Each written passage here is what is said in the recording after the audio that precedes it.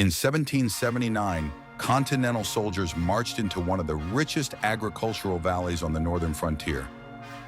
Cornfields, orchards, entire villages along the Susquehanna River. Within days, it was all burned. General John Sullivan had orders to destroy the food supply of the Iroquois Confederacy. The goal was simple: break the power of Britain's allies along the frontier. The campaign that followed became one of the most controversial operations of the American Revolution. Thousands of Continental soldiers moved north through the Susquehanna Valley. They followed the rivers that served as the highways of the frontier. Unlike the battles fought in colonial cities, this war unfolded deep in the wilderness. Control of the river valleys meant control of the frontier. Before advancing deeper into Iroquois territory, Sullivan's army built a massive supply base, Fort Sullivan. Constructed at the junction of the Chemung and Susquehanna rivers, the fort became the logistical heart of the campaign. Food, ammunition, artillery, and supplies all moved through this position.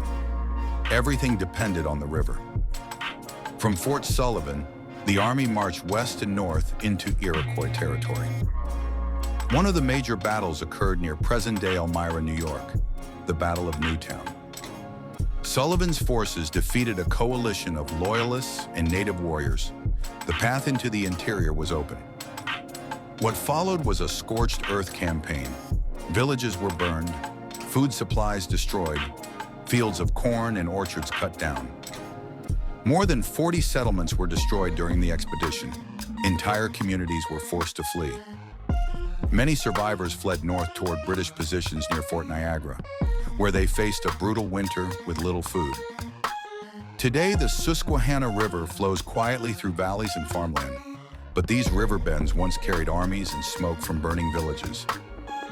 Archaeologists still uncover relics from the campaign: musket balls, fragments of tools, and traces of frontier forts. The Susquehanna River ultimately flows south into the Chesapeake Bay, linking this northern frontier campaign to the waterways that shaped the new nation. Many historians now describe the Sullivan expedition as one of the earliest examples of total war tactics used by the Continental Army. A strategy designed not only to defeat armies, but to destroy the resources that sustained them.